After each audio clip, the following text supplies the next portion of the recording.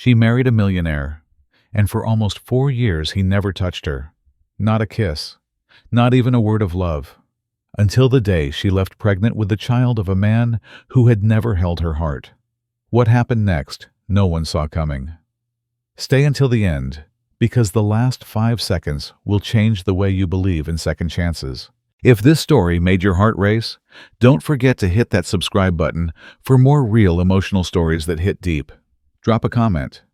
Do you believe people can truly change for love? And if this touched you, share it with someone who still believes in second chances. Your like, your share.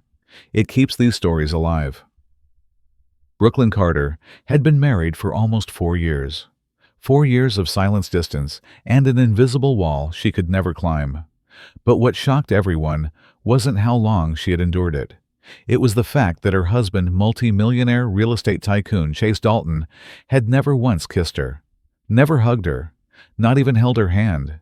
They lived in the same penthouse, slept in the same house, but they might as well have been strangers in different time zones. He was all business, impeccable suits, cold eyes, and a schedule tighter than a prison door.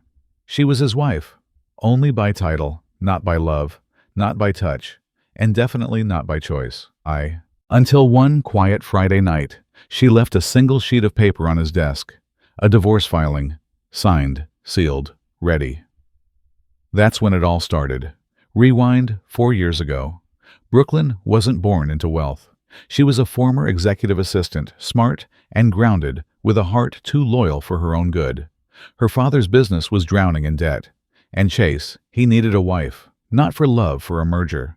The image of stability, a clean-cut, married CEO, always closes deals faster. So they struck a deal. Marriage on paper. No expectations, no intimacy, just pretend. Only it stopped feeling like pretend for her. For nearly 4 years, Brooklyn waited, hoped. Maybe one night he'd sit beside her on the balcony instead of rushing to another conference call. Maybe, just maybe, he'd glance at her like she was his. But all she got were dinner cancellations and a king-sized bed that felt colder than January in Chicago. She bought her own flowers, cooked dinner for 2, ate alone. She celebrated birthdays with her reflection. She built a life in his shadow, unseen, unheard, untouched. But she stayed, because part of her believed that love could grow. Until it didn't. That Friday night, she placed the divorce papers on Chase's oak desk. Not out of anger, out of exhaustion. He walked in, late briefcase in one hand, phone in the other. Then he saw it. His eyes didn't widen. He didn't flinch. He stared at the paper like it was a parking ticket. Then a smirk. "You're kidding me," he muttered. Brooklyn stood in the hallway, arms folded, eyes empty. "I'm not." Chase's jaw flexed. "So what? You finally got bored of playing house?" That broke her. She stepped forward, voice low but sharp as glass. "I waited for you to look at me for 3 years, 11 months, and 17 days. But you were too busy playing CEO. I'm done being a prop in your success story, Chase." And just like that, she walked out, leaving behind the paper, the silence, and a man too powerful to feel. Until now. Brooklyn Carter was only 27 when she signed the marriage contract, not out of love, not even out of hope, but out of debt. Her father was drowning, the bills were piling up, and time was running out. Then came Chase Dalton, the cold, calculated real estate tycoon who made deals like most men shook hands. He needed a wife, not a partner, not a soulmate, just a perfectly packaged wife on paper, for image, for investors, for convenience. So they made a deal. He'd clear her father's debts. She'd become Mrs. Dalton. No strings, no expectations, and most importantly, no love. The first week of marriage felt like a job orientation. The second, a polite business arrangement. By month 3, Brooklyn knew exactly where she stood, invisible.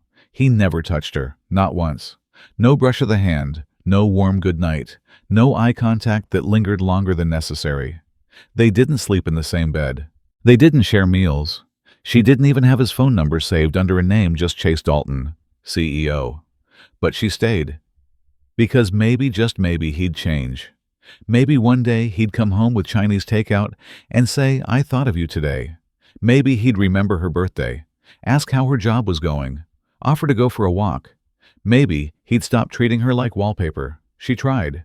She'd leave post-it notes with reminders of his mother's birthday, fold his suits when the dry cleaning came in, make 2 cups of coffee in the morning, just in case. He never drank his. She'd sit on the edge of the couch, pretending to read, just to be near him when he came home. But he'd walk past, loosen his tie, and disappear into his office like she wasn't there. Every time she wanted to speak, to ask, to scream, she swallowed it. And every day her voice got smaller, her hope thinner, her presence dimmer. 3 years and 9 months. That's how long she waited. Waited for him to notice the way she started dressing up less. Waited for him to ask why she'd stopped cooking dinner. Waited for him to ask if she was okay when she sat staring at nothing for hours. He never did, not once. Brooklyn learned to live without his attention. She learned to eat dinner alone, to laugh at shows by herself, to buy flowers and pretend they were from him. She convinced herself that loyalty meant staying, that maybe love was quiet, slow, invisible. But love, real love, is never that cold. So she stopped pretending. She didn't cry, didn't pack in a storm of anger, didn't shout or throw things or demand answers. She just walked into his study one evening, calm as a January wind, and placed a manila envelope on his desk. Inside the divorce papers, signed. Chase wasn't home. Of course he wasn't. That night, Brooklyn didn't sleep. She lay on the couch in the guest room, the one he never asked why she moved into 2 years ago, and stared at the ceiling. No regrets, no second thoughts, just the hollow ache of finally letting go of a man who was never truly hers.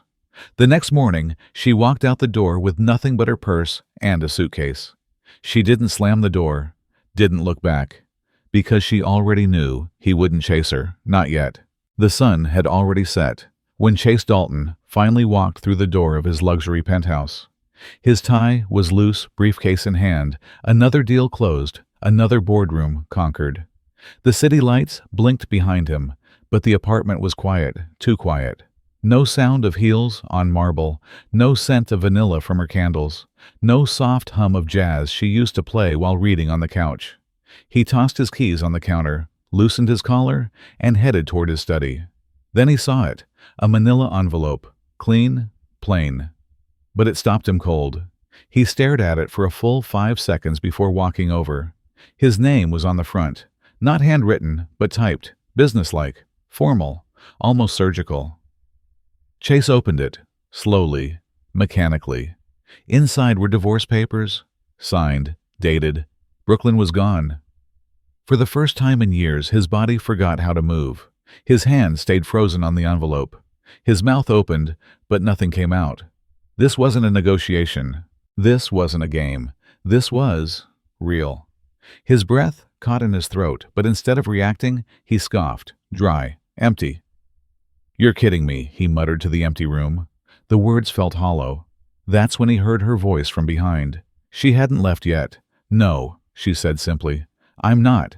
Chase turned around. Brooklyn stood by the hallway, in jeans and a coat, her suitcase already zipped by the door. Her eyes weren't red. She wasn't crying. That made it worse. He straightened, defensive. "You're seriously going through with this?" After all this time, her expression didn't change. All this time, she echoed with a bitter smile. "You mean the time you spent not seeing me, not hearing me, not once asking me if I was okay?" Chase exhaled, shaking his head. "Brooklyn?" "Come on, this is dramatic." She blinked slowly. Her tone didn't rise. It didn't need to. "I waited for you to look at me, Chase. Not in passing. Not because someone else was in the room. Just see me. I waited for almost 4 years. And what did I get?" she continued. "An empty dinner table, a cold bed, silence." She stepped forward, then just one step, and her voice cracked, but she didn't cry. "I'm not doing this out of anger. I'm doing this because I finally realized you're not going to change, and I deserve more than pretending I'm married to someone who treats me like a roommate." That hit him hard. For the first time since they said "I do." Chase Dalton didn't have an answer. Not a defense, not a logical spin, not even a cruel dismissal. Because he knew she was right. He had built empires, closed 9-figure deals, manipulated shareholders and governments. But he had no idea how to keep one woman, his wife. Brooklyn walked to the door, picked up her suitcase, and paused. She looked back at him one last time. "I wasn't asking you to love me like the movies. I just needed to feel like your wife. But I've been more alone with you than I ever was before you." Then she opened the door and left. No slamming, no shouting, just the sound of her heels fading down the hallway. Chase stood there, still frozen. The silence swallowed him whole. It wasn't until 20 minutes later, when he walked into the guest room and saw the bed made perfectly, her side of the closet empty, and her slippers missing, that it hit him. She really left. And this time, it wasn't a threat. It wasn't a tactic. It was the end. He sat on the edge of the bed, where she used to sleep, ran a hand through his hair, and for the first time in years, Chase Dalton didn't know what to do next. Chase stood in the center of the living room like a man caught in the wreckage of his own storm. Her suitcase was gone. The front door still slightly ajar. She hadn't slammed it. She didn't need to. She had closed the door without making a sound, and somehow that made the ending feel more permanent. He turned in slow circles, eyes scanning the empty couch, the shoes she used to kick off by the door, the mug she always left half full. Everything she touched seemed to echo in her absence. Then he noticed it, a small wooden box, tucked at the edge of the shelf by the hallway. She hadn't meant to leave it. That much he knew. It was too personal, too private, but she had. And now he stood there staring at it, hesitant, like it might explode in his hands. He reached for it, opened it, and the moment he did, his entire world cracked. Inside were pieces of a life she had once tried to build with him. A photo, their wedding day. She was smiling, hopeful, holding his arm. He wasn't even looking at her. His eyes were on someone off camera. He flipped the photo over, her handwriting. "You didn't have to love me perfectly, just honestly." Beneath the photo was the wedding band he never wore. Still shining, still flawless, still untouched. She had kept it all this time. Then, at the very bottom, a sealed envelope. No name, no date, just one word written in delicate ink. "If you ever care." His fingers trembled. He tore it open, read slowly. "I'm not an angel. I get angry, I overthink, I break down. But I loved you like maybe. If I stayed long enough, you'd learn how to love me back. There were nights I lay next to you wondering if I was crazy for staying, for hoping, for dreaming that one day you'd reach for me, not out of obligation, but out of something real. I used to think I could teach you how to love. Now I just hope you learn it before someone else walks out too." The letter ended there. No goodbye. No "I'll miss you." Just truth. Brutal. Clean. Final. Chase sat down, hard. He gripped the edges of the box like it was the only thing keeping him upright. He wasn't the emotional type.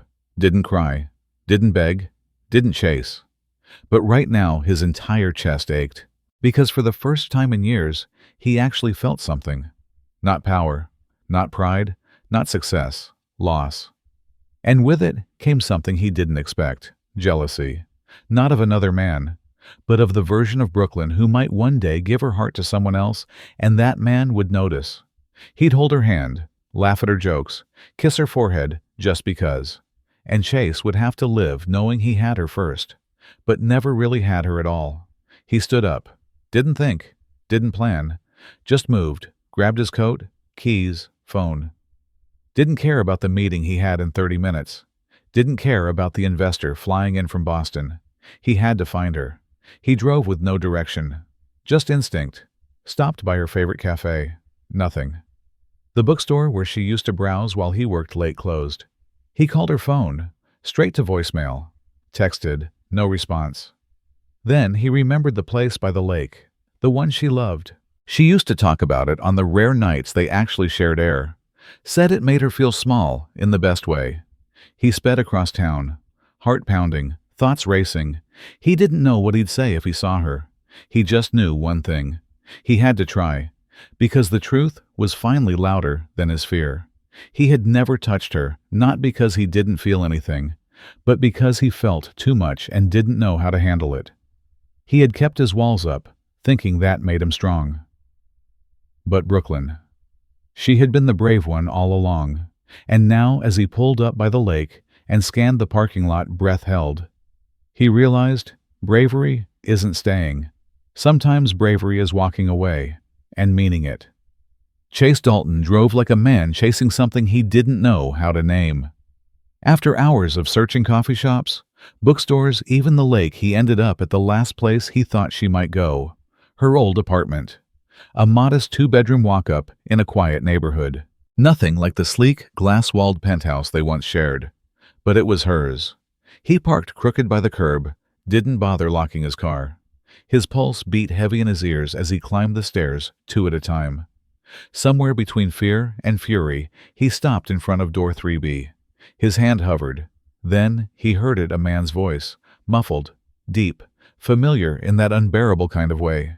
He didn't knock. He pushed the door open, and what he saw shattered him. Brooklyn was kneeling by a stack of books near the living room window, her hair tied back, sleeves rolled up, laughing. Next to her was a man, tall, fit, flannel shirt. He was holding one of her old photo frames, grinning. Jake, a name Chase remembered vaguely, from a holiday card, maybe once at a charity event, her college friend. But that didn't matter now, because what Chase saw wasn't a threat. It was a life being rebuilt without him.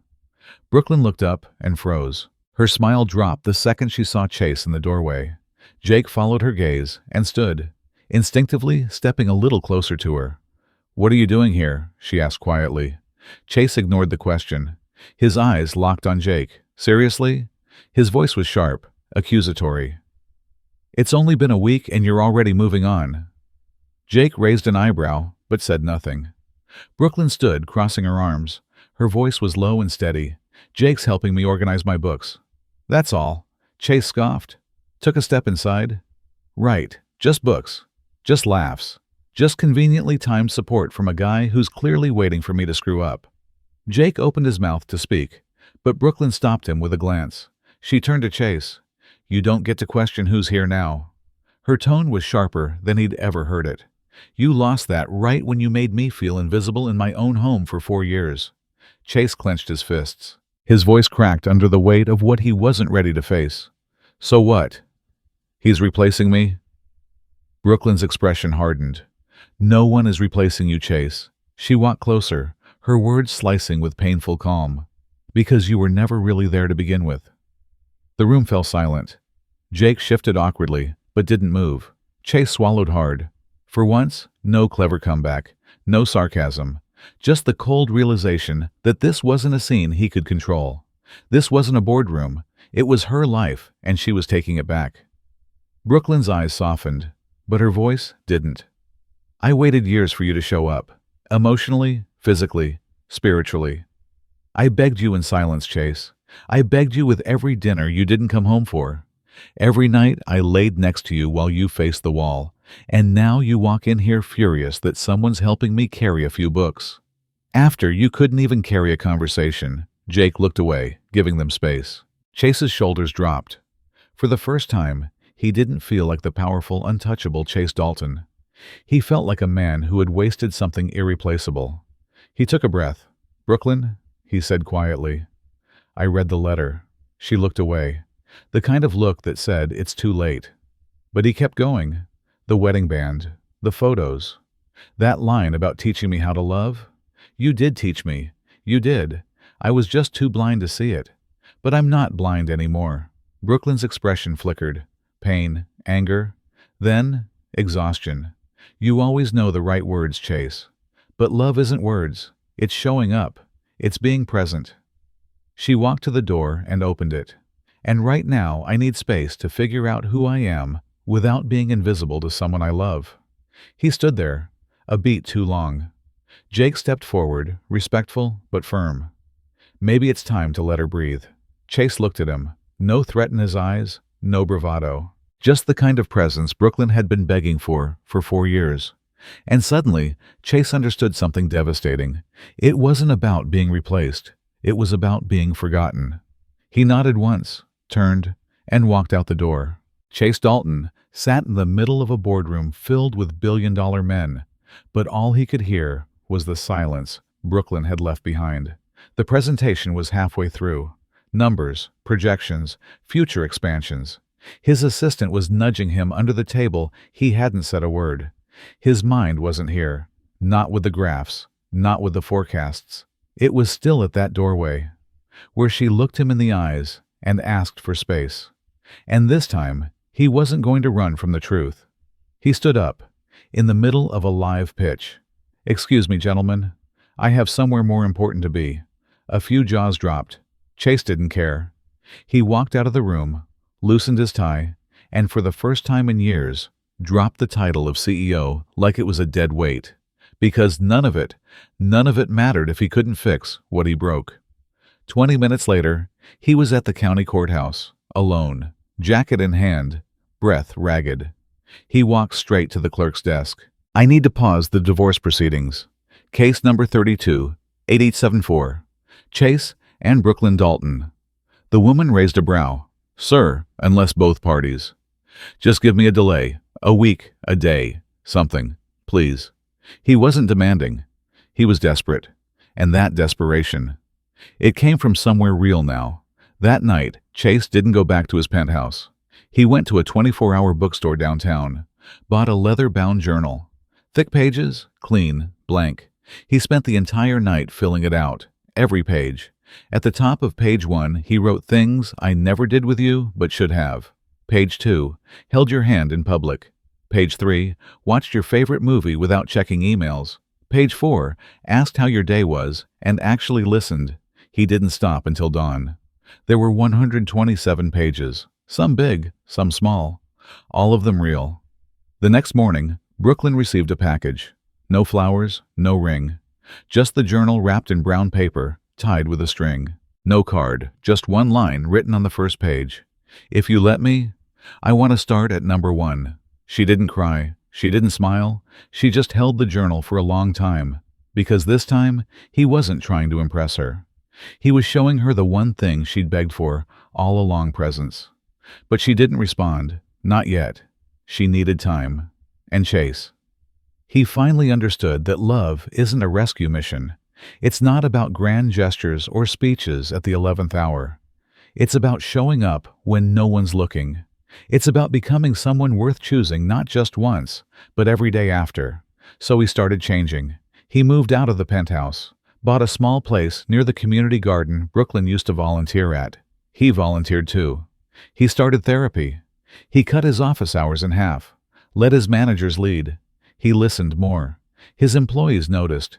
His partners noticed. But the only opinion that mattered was the one he still hadn't heard. Every Friday, he left a new page for her.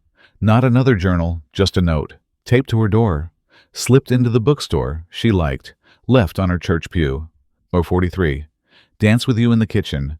More 58, say I'm proud of you, and mean it. Number 97, let you cry without trying to fix you. She didn't reply. But he kept going, because this time, it wasn't about getting her back. It was about becoming the man who deserved her, whether she came back or not. One Sunday, as he walked by the lake, he saw her, sitting on the same bench where she once told him she felt small in the best way. She had the journal in her hands, and she was reading. But she didn't look up, so he kept walking. Not because he'd given up, but because now he finally respected the silence. Brooklyn sat in the cold clinic room paper gown, rustling against the exam table. Her fingers tugged at the sleeve of her sweater, heart pounding like a warning bell in her chest. She'd only come in because of the exhaustion, the dizzy spells, the nausea. She thought it was stress, maybe even burnout from carrying the emotional wreckage of a 4-year marriage. But nothing could have prepared her for the nurse's quiet words. "You're almost 12 weeks along." Her vision blurred. 12 weeks. That meant it had happened before the divorce, before she left, before the letter, before the journal. She placed a hand gently on her stomach, still flat, still unreal. A child, Chase's child. Her mind spun. Her throat tightened. She didn't know whether to laugh or scream. How could something so intimate, so life-changing, come from a marriage that had never truly lived? Tears welled up and spilled fast without permission. "This is the child of a man," she whispered, "who never touched me with his heart." That broke her. Right there in that sterile two-white room, Brooklyn sobbed for everything she'd lost and everything she'd unknowingly carried with her. She didn't feel ready. Not for motherhood, not for Chase, not for another chapter of a story she'd tried so hard to close. But life doesn't wait for closure. It just begins. And now there was a heartbeat inside her, a silent question growing louder every second. Will you choose love, even when it hurt before? Later that night, she opened the journal again. Page 112. Sit next to you at a doctor's office, holding your hand the whole time, even if I'm scared too. Page 127. Learn how to love. Slowly, painfully, and honestly. Her hand rested on her belly again. For the first time, she didn't feel alone. Not fully. She hadn't called him yet, hadn't told anyone. But something inside her whispered, this wasn't the end. It might actually be the beginning. Brooklyn stepped out of the clinic doors, her steps slower than usual. The ultrasound picture trembled in her hand, barely visible inside the crinkled envelope she clutched, like it was made of glass. She wasn't sure what she'd feel walking out of there. Relief, fear. Something in between. But what she didn't expect was him, Chase, leaning quietly against the passenger side of her car. No flowers, no grand gesture. Just his hands in his jacket pockets, and that same old navy sweater she once begged him to throw out. Their eyes met. The wind shifted, and for a long beat, neither of them moved. How? How did you know I was here? She finally asked. He shrugged. I didn't. I just hoped. The honesty in his voice cut deeper than anything fancy ever could. He looked at her, not her face, not her clothes, but her. Her tired eyes, her trembling hands, the weight she carried now inside and out. And then quietly, carefully, Chase spoke. You don't have to forgive me. Not today. Not ever. But I'm here because I want to learn how to be a husband. Not from a book. Not from a therapist. From you. Even if that means starting from zero. And staying at zero for as long as it takes.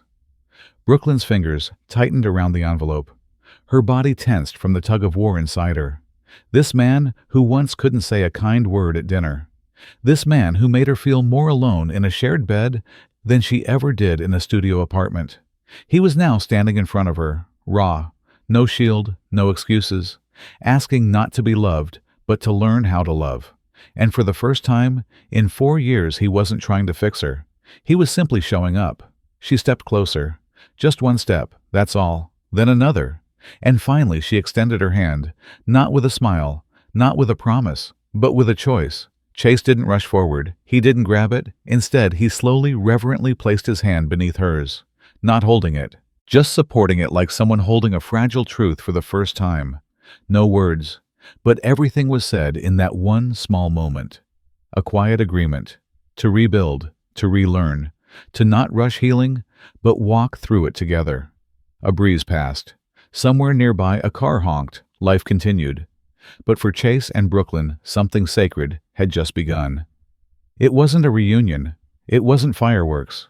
It was something quieter, something real, something finally worthy of being called love. 1 year later. The backyard was quiet, golden with afternoon sun. No chandeliers, no violin quartets, no photographers scrambling for angles. Just warm breeze, white folding chairs, and a handful of people who mattered. Brooklyn stood beneath a small wooden arch Chase had built himself, crooked in places, but honest. She wore a simple white dress, the kind that flowed when she moved and caught light at the edges. Her hair was loose, soft curls falling over her shoulders. No veil. No rules, just her unapologetically herself. In her arms, a baby girl with Chase's eyes, and her mother's peaceful smile gurgled quietly. And in front of them, standing in a button shirt he'd ironed that morning, was Chase Dalton. Not the CEO, not the man who once forgot what love looked like, but the man who had spent 365 days earning his place, not through apologies, but through presence. He cleared his throat, holding a small velvet box. His voice, when it came, shook not from nerves, but from meaning. I never said the right words the first time he began, eyes never leaving hers, because I didn't understand what they meant. but today I do. So if you'll let me, I'd like to marry you again, not with promises I can't keep, but with a vow to try, every single day." He opened the box. Inside wasn't a designer ring. No platinum, no diamonds, just a small, silver band he'd crafted himself, melted shaped and engraved by hand. On the inside, barely visible, were the words, "Page 1, hold your hand." Brooklyn's eyes welled, not because it was grand, but because it was real. This was the man who once couldn't ask her how her day was. Now he was the man who'd watched every sunrise of her third trimester hand on her stomach, whispering to a baby girl he hadn't even met yet. This was the man who didn't kiss her the night of their first wedding. Now he kissed her knuckles every time he brought her tea before bed. As he gently slid the ring onto her finger, their daughter cooed in her arms, reaching toward his face with a tiny fist. Brooklyn laughed through her tears, and Chase, who once couldn't find the words, simply leaned forward and kissed his daughter's forehead, whispering, "You're how I learned to love your mom." The crowd clapped, soft, gentle, perfect. No one shouted, no confetti burst, just that quiet, sacred feeling that something had come full circle. They weren't starting over. They were starting forward, together. Later, as the sun dipped lower, Chase held Brooklyn close on the back porch. The baby was asleep between them, wrapped in a quilt, hand-stitched by Brooklyn's aunt. He turned to her and whispered, "Page 128, grow old with you." She smiled, resting her head against his shoulder. "Let's keep writing. Sometimes love isn't loud. It doesn't always come with fireworks or grand gestures. Sometimes love looks like showing up when it's uncomfortable, listening when it's easier to walk away, staying when the other person has every reason to believe you won't." Brooklyn and Chase's story isn't about a perfect couple. It's about what happens when two imperfect people choose to try again, not because it's easy, but because it's worth it. The real lesson: it's never too late to become someone better, not just for your partner, but for yourself. And healing doesn't always start with forgiveness. Sometimes it begins with honesty, humility, and showing up every single day. So if you're in a relationship where the love feels distant, ask yourself, am I showing up? Am I learning how to love, not just hoping to be loved? Because the most beautiful relationships, they're built day by day, mistake by mistake, hand in hand. If this message resonated with you, drop a comment below. I still believe in love. And don't forget to subscribe for more emotional stories that stay with you long after the video ends.